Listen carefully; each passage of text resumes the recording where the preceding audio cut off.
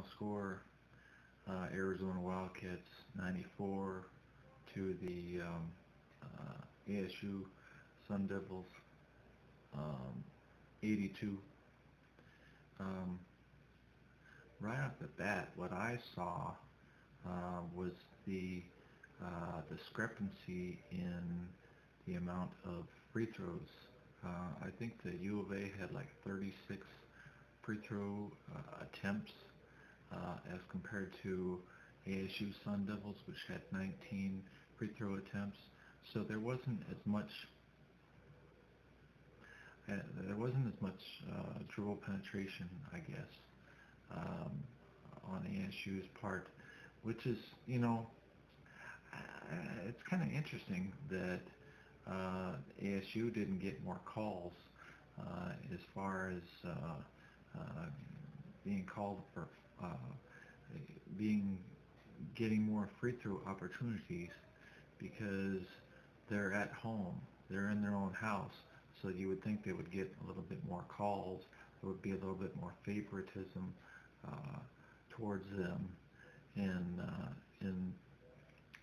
in their own house.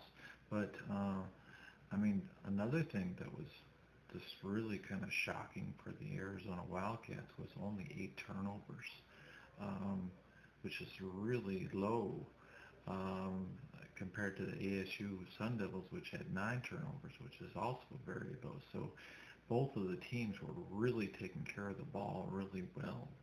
Um, this is the first time that Tarczewski has been back uh, um, in a long time uh, for the Arizona Wildcats, and he's a 7-footer, so it was kind of interesting to see how he was going to make a contribution. I think he had like 10 points or something like that, so he did pretty good. I think he had a couple offensive rebounds. Um, I don't know how many defensive rebounds he had, but um, I think we had, 15 assists. So that was really good. I think even Zeus had an assist at one time, and I think Tollefson also had an assist.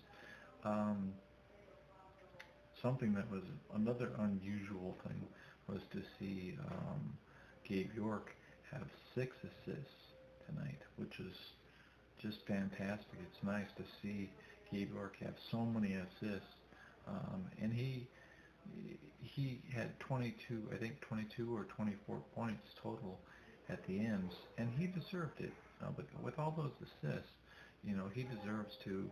Uh, I think he made like 3 3-pointers right in a row, and that kind of knocked the game.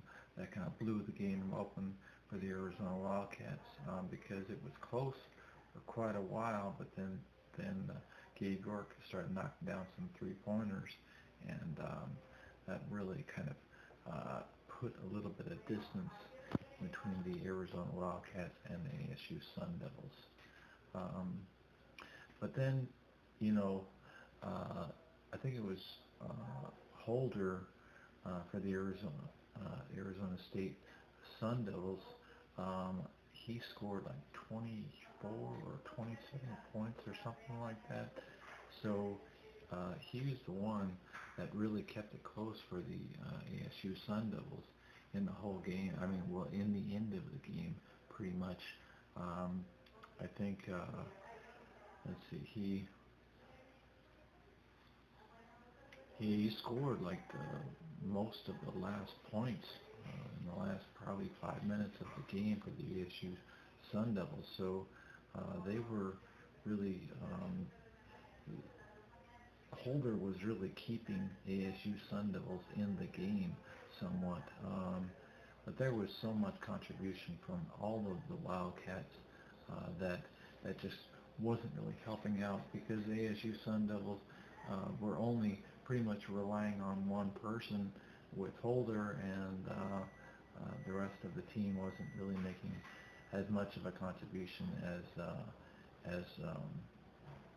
would have been nice. Um, I noticed, and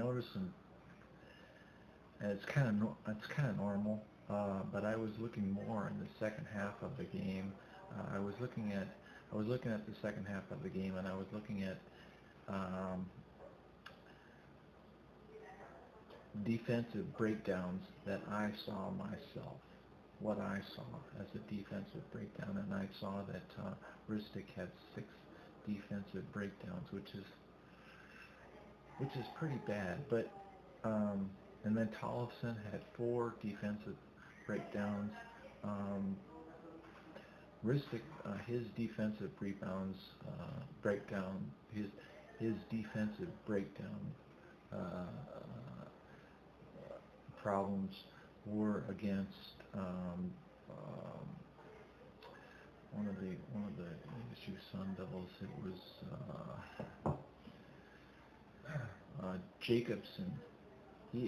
Ristic had a really hard time with Jacobson. 3 of his um, defensive breakdowns were against Jacobson. So that was a hard match. Jacobson was kind of pushing Ristic around.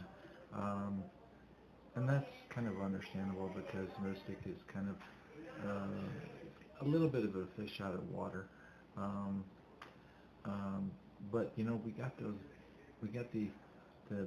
like Holden or Holder from the Arizona Sun Devils was I think he's a guard, and he was dribble penetrating, and he just blew by Ristic on one time, and I think he blew by Tollefson on another time. So and that's kind of understandable because you got a guard against a forward, and the guard is going to go fast enough and win that game, win that competition. Something that was unusual was Anderson also getting 3 turnovers. That was very peculiar because usually Anderson really takes care of the ball quite well. Maybe the ASU Sun Devils were able to get underneath his skin a little bit. I'm not quite sure. It was, but that was an interesting situation. I didn't watch. There was a moment where ASU was ramping it up. I think it was like 16 to 17 at one time in favor of the U of A, but then the ASU Sun Devils came back. They were at 16, and then they came back, and I think they ended up at like 28 to 19. So ASU had 28 points, and U of A had 19. That was an interesting time period to see who was breaking down, who was falling apart as far as their defense. What was the defensive breakdown? I saw Jackson-Cartwright get one breakdown in that sequence. I think it was Holder was able to break him down off a 3-pointer or something like that. So there was nothing really that Parker Jackson-Cartwright could do because there's so much of a size difference in between Holder and Parker Jackson-Cartwright. But I noticed that Trier had a couple of breakdowns. One of them was in that area in that 9-point difference, 9-point deficit that the U of A was having against ASU. So Trier was having a little bit of a hard time against Holder. All the U of A Wildcats were having a little bit of a hard time against Holder. So, especially right there at the end, Holder just like I said, he brought ASU. He kind of kept them in the game somewhat, and then the technical fouls just got crazy, and I love the technical fouls that the ASU coach was getting, because it's really nice to see that rivalry reborn again, because the ASU Sun Devils coach was so fired up, in those final minutes of the game, because ASU was only down by 6 points, and then there was a technical foul, I think, on Holder. Gabe York was going down the court, and Holder tripped him up, or I don't know.